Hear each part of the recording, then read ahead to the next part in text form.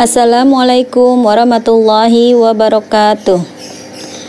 Hari ini kita akan belajar PAI bab 10 tentang menyayangi sesama. Sebelumnya, mari kita membaca doa terlebih dahulu. Bismillahirrahmanirrahim. Rabbi zidni ilman warzuqni fahman. Amin.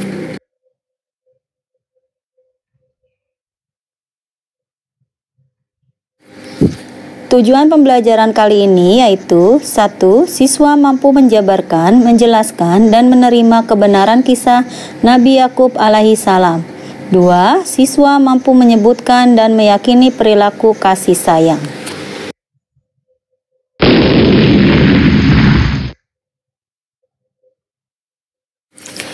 Bentuk kasih sayang yaitu 1. Kepada orang tua, 2. Kepada guru, 3. Kepada teman, 4. Kepada tetangga.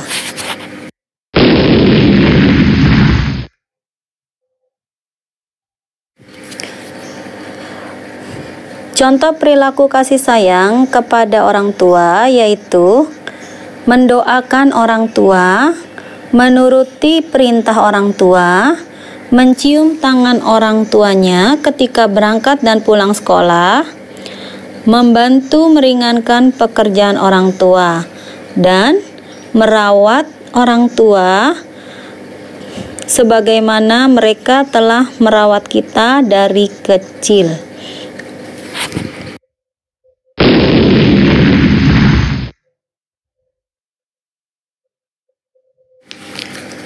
Perilaku kasih sayang kepada guru yaitu menuruti perintahnya, mengucapkan salam ketika bertemu, memperhatikan pelajaran yang disampaikan guru, mencium tangannya dengan membungkukkan sedikit badan, mencium bagian atas punggung tangan ke hidung kita.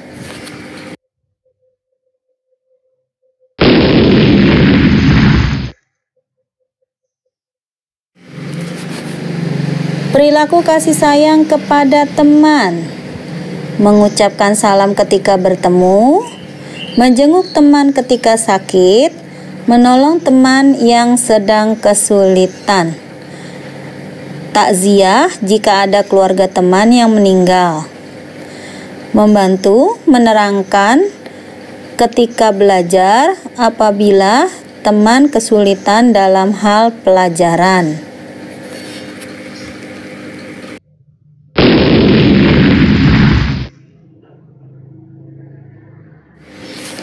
Perilaku kasih sayang kepada tetangga, menengoknya apabila sakit, saling menyapa apabila bertemu di jalan, datang melayat ketika ada tetangga yang meninggal, memenuhi undangannya apabila mengadakan acara, tidak melakukan kegiatan yang dapat mengganggu kenyamanan tetangga, misalnya membunyikan radio atau televisi atau motor atau mobil dengan suara keras.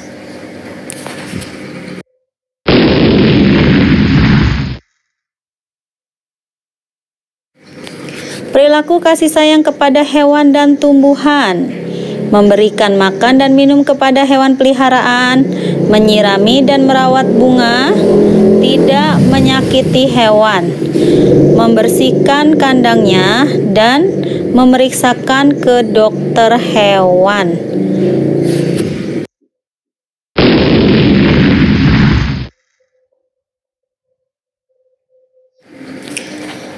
Manusia disebut dengan makhluk sosial. Artinya, manusia tidak dapat hidup sendirian. Oleh karena itu, manusia diperintahkan Allah untuk saling menyayangi. Bentuk kasih sayang sesama manusia dapat dilihat dari sikap tolong-menolong, saling menghormati, dan saling menghargai. Jika ada teman atau saudara kita yang sedang terkena musibah, hendaknya kita menunjukkan rasa kasih sayang kita dengan cara menolong mereka. Jika kita sering berbuat baik terhadap orang lain, maka kita akan dibalas dengan kasih sayang dari Allah. Orang yang memuliakan tetangganya akan mendapatkan pahala. Dan Rasulullah Shallallahu Alaihi Wasallam bersabda, siapa yang tidak menyayangi, maka tidak akan disayang. Man la yarham la yurham. Hadis riwayat Bukhari dan Muslim. Kasih sayang artinya tidak membenci. Allah mengajarkan kepada kita kasih sayang.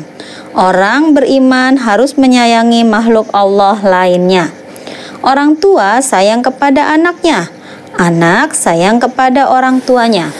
Aku ingin disayang Allah. Aku sayang orang tua dan guruku.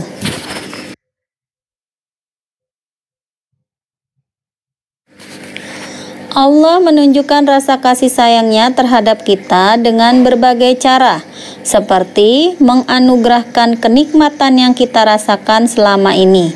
Coba kita sebutkan kenikmatan apa saja yang kita rasakan selama hidup kita, mulai dari udara yang bisa kita hirup, air yang tidak terbatas jumlahnya, aneka hewan dan tumbuhan, dan lain sebagainya. Untuk membalas kasih sayang yang Allah berikan kepada kita, hendaknya kita selalu bersyukur dengan mentaati perintahnya dan meninggalkan larangannya. Kasih sayang dapat mempererat ikatan persaudaraan. Ketaatanmu kepada gurumu lebih baik daripada ilmu yang kamu dapatkan.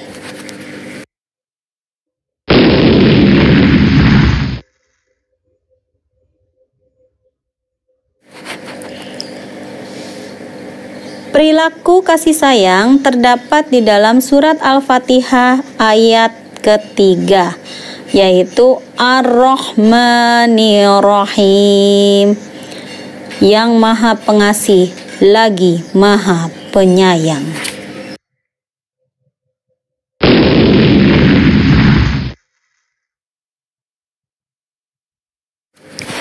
Mari sama-sama kita melihat, mendengarkan, dan mengikuti hadis kasih sayang berikut. Assalamualaikum warahmatullahi wabarakatuh. Anak-anakku semuanya, kali ini kita akan menghafalkan hadis kasih sayang. Mari kita hafalkan bersama-sama, tidukan ustazah ya. Hadis kasih sayang. Man la yarham la yurham. Artinya, barang siapa tidak menyayangi, maka tidak akan disayangi. Kita ulangi ya. Hadis kasih sayang. Man la yarham la yurham. Barang siapa tidak menyayangi, maka tidak akan disayangi.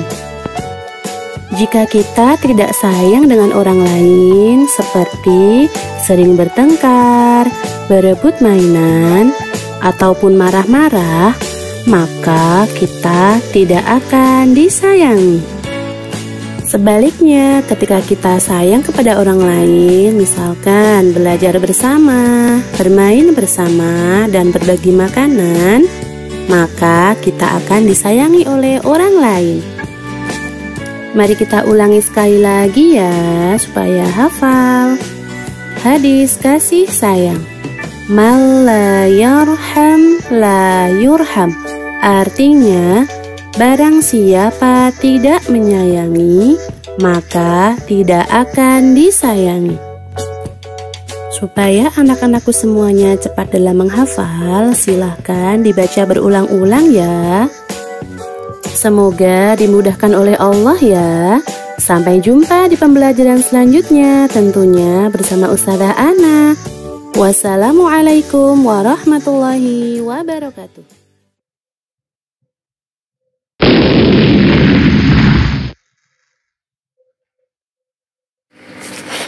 Mari sama-sama kita melihat, mendengarkan, dan mengikuti hadis saling memberi hadiah.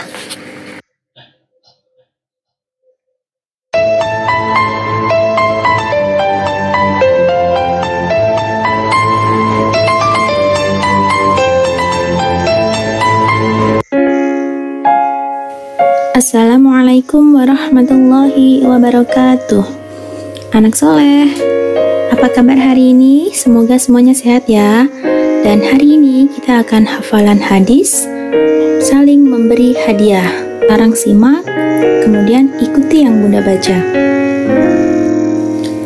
Tahadu tahabbu. Tahadu tahabbu. Ulangi lagi. Tahadu tahabbu. Artinya, hendaklah kalian saling memberi hadiah, niscaya kalian akan saling mencintai. Hadis riwayat Abu Ya'la. Sekarang kita baca sama-sama dari awal sampai selesai. Hadis saling memberi hadiah. Tahadu tahabbu. Artinya, hendaklah kalian saling memberi hadiah, niscaya kalian akan saling mencintai. Hadis riwayat Abu Ya'la. Nah, anak soleh, ternyata saling memberi hadiah akan menimbulkan rasa saling menyayangi di antara kita. Oleh karena itu, sesama muslim harus saling menyayangi dan dianjurkan saling memberi hadiah. Oke, hadisnya sangat pendek. Semoga semuanya hafal ya. Udah tutup. Wassalamualaikum warahmatullahi wabarakatuh.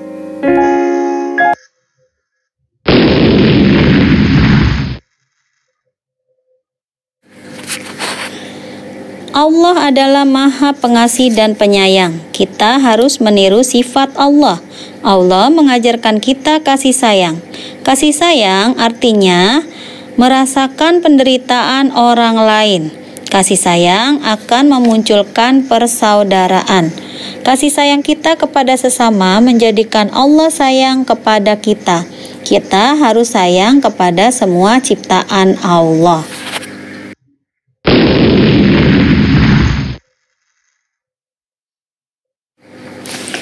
Hikmah saling menyayangi yaitu irhamu man fil ardi yarhamkum man fis samai. Sayangilah yang ada di bumi, niscaya yang ada di langit malaikat menyayangi kalian. Hadis riwayat Tirmizi.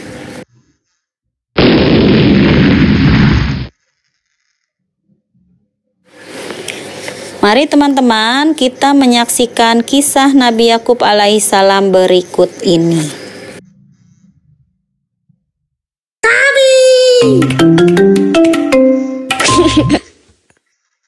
Kisah Nabi Yakub alaihi salam. Nabi Ishak alaihi salam mempunyai dua orang anak, yaitu Is atau Aish dan Yakub. Ketika usia Nabi Ishak sudah lanjut, penglihatan dan pendengarannya tidak lagi baik. Ishlah yang setiap hari melayani kebutuhan Nabi Ishak. Itu adalah tanggung jawabnya sebagai anak tertua. Suatu ketika, sang ibu meminta Yakub untuk menyiapkan makanan untuk Nabi Ishak. Yakub mengerjakan perintah ibunya dengan senang hati. Melihat perilaku anaknya yang sangat baik, Nabi Ishak mendoakan Yakub. Beliau berkata, "Semoga engkau menurunkan nabi-nabi dan raja." Ish merasa iri setelah tahu bahwa ayahnya mendoakan Yakub. Ia merasa Yakub telah lancang menggantikan tugasnya menyiapkan makanan untuk ayah. Seharusnya doa itu untuk dirinya, bukan untuk Yakub. Ish kemudian mengancam akan membunuh Yakub agar doa ayahnya itu tidak terwujud. Mengetahui bahwa hubungan kedua putranya tidak harmonis, sang ibu menyuruh Yakub untuk pergi ke Padang Aram ke rumah pamannya. Yakub pun menuruti perintah ibu. Ia pergi secara sembunyi-sembunyi pada malam hari. Karena kebiasaan inilah Yakub disebut Israel, yang berarti berjalan di malam hari. Yakub tiba di Paddan Aram dengan selamat. Ia kemudian mencari rumah pamannya dan meminta izin untuk tinggal di sana. Sang paman mengizinkan Yakub untuk tinggal. Ia bahkan menganggap Yakub sebagai anaknya sendiri. Laban bin Batwih atau paman Yakub adalah seorang yang dermawan. Ia selalu membagikan sebagian hartanya untuk orang-orang yang tidak mampu. Melihat perilaku pamannya yang begitu terpuji, Yakub lantas menirunya. Kemudian Yakub pun dikenal sebagai dermawan yang baik hati.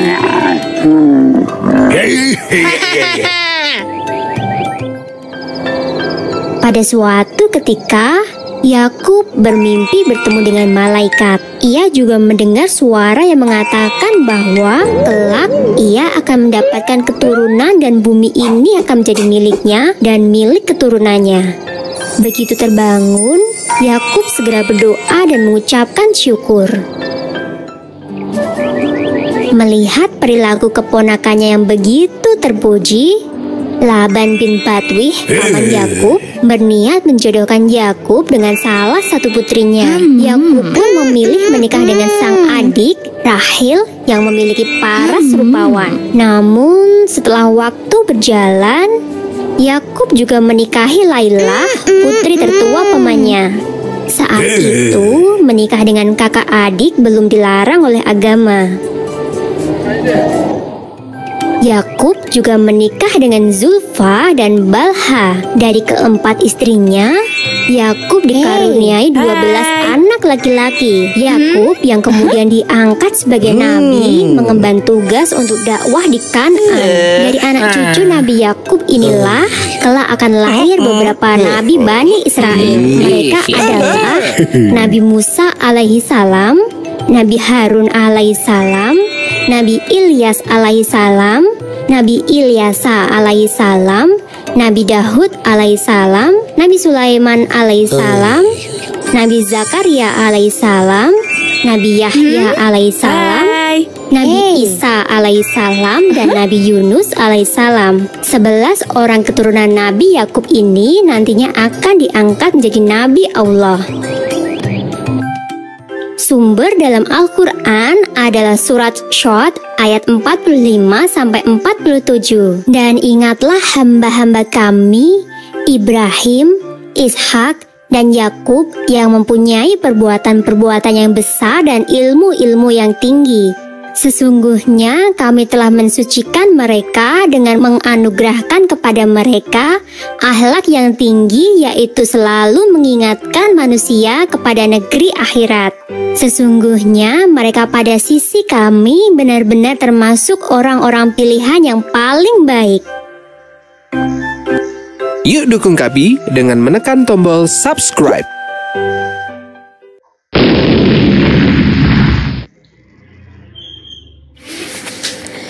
Nabi Yakub alaihissalam adalah anak Ishak bin Ibrahim. Beliau diutus Allah ke Kan'an sebagai rasul untuk menyeru manusia menyembah Allah yang Maha Esa. Beliau menjadi rasul di negeri Kan'an dan menurut riwayat lain, beliau diutus di sebuah desa yang bernama Nabulis. Beliau memiliki kesenangan bercocok tanam dan memelihara ternak. Nabi Yakub alaihissalam adalah putra Nabi Ishak alaihissalam. Keturunan Nabi Yakub banyak sekali. Mereka mempunyai sebutan Al-Asbat, artinya kabilah Bani Israel. Israel ialah gelar dari Nabi Yakub alaihissalam. Karena itu Nabi Yakub alaihissalam disebut juga Nabi Israel. Pada waktu hijrah ke Palestina, beliau berjalan di waktu malam dan pada siang hari beliau beristirahat. Putra-putra Nabi Yakub alaihissalam adalah orang-orang baik yang beriman kepada Allah. Di masa akhir hidupnya, beliau pindah ke Mesir mengikuti putranya Nabi Yusuf alaihissalam yang menjadi pembesar di negeri Mesir. Kemudian beliau wafat dalam usia 147 tahun. Inilah asal-usul adanya Bani Israel di Mesir. Dalam perjalanan hijrah ini, beliau tertidur di atas sebuah batu, kemudian bermimpi. Dalam mimpi inilah Nabi Yakub alaihissalam menerima wahyu Allah yang berbunyi, "Aku Allah, tiada Tuhan melainkan aku. Aku Tuhan engkau dan Tuhan Bapa engkau. Aku telah mewariskan bumi ini yang suci Baitul Maqdis untukmu dan keturunanmu, dan aku memberi berkah padanya, dan aku berikan engkau kitab pelajaran, hikmah, dan kenabian." Nabi Yakub alaihissalam menerima wahyu yaitu 2 kalimat syahadat, asyhadu alla ilaha illallah wa asyhadu anna muhammadar rasulullah. Aku bersaksi bahwa tidak ada Tuhan selain Allah, dan aku bersaksi bahwa Nabi Muhammad itu adalah utusan Allah.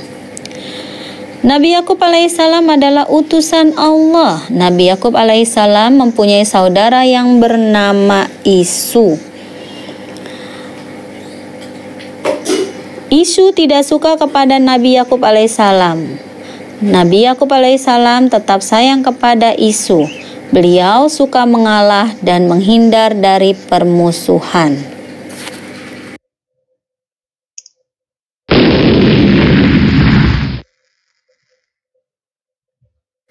Anak Nabi Yakub alaihissalam ada 11 orang, dan salah satunya adalah Yusuf yang paling disayang. Oleh karena itu, saudara-saudara Yusuf terhasut oleh setan untuk berlaku jahat kepada Yusuf. Ketika mereka mengetahui perhatian ayahnya kepada Yusuf, sampai-sampai mereka hendak membunuh Yusuf. Namun kemudian sebagian mereka mengusulkan untuk melempar Yusuf ke sumur yang jauh agar dibawa oleh kafilah yang lewat dan menjadi budak mereka. Ketika Yusuf tidak kunjung pulang, maka Nabi Yakub alaihissalam bersedih dengan kesedihan yang dalam karena berpisah dengan putranya. Bahkan ia sampai menderita buta karena sedih yang begitu dalam. Kemudian Allah Subhanahu wa Ta'ala menjadikannya dapat melihat kembali. Di dalam Al-Quran dinyatakan Nabi Yakub alaihissalam telah memberikan wasiat kepada anak-anaknya untuk menyembah hanya kepada Allah Subhanahu wa Ta'ala. Hal ini diceritakan di dalam Al-Quran, yaitu surat Al-Baqarah ayat 133 yang berbunyi, A'udzubillahi minasyaitonirrajim, Bismillahirrahmanirrahim.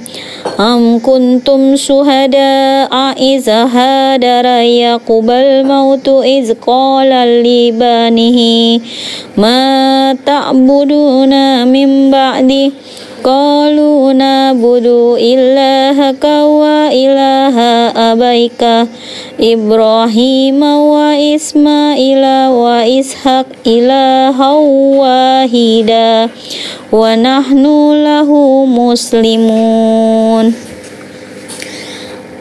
Apakah kamu menjadi saksi saat maut akan menjemput Yakub, ketika dia berkata kepada anak-anaknya, "Apa yang kamu sembah sepeninggalku?"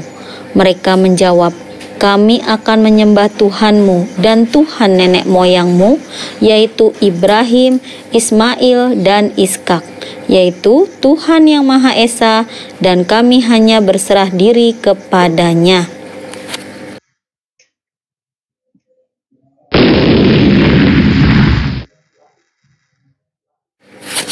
Nabi Yakub alaihissalam sangat menyayangi anak-anaknya. Beliau mengajarkan kepada anak-anaknya agar tetap beribadah kepada Allah. Nabi Yakub alaihissalam telah memberikan keteladanan yang sangat baik. Misalnya, kesabaran dalam beribadah, penuh kasih sayang, dan sangat memperhatikan pendidikan iman dan urusan agama.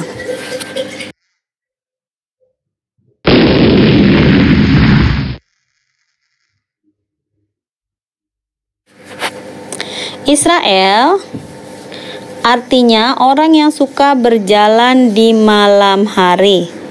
Pada waktu hijrah ke Palestina, beliau berjalan di waktu malam dan pada siang hari beliau beristirahat.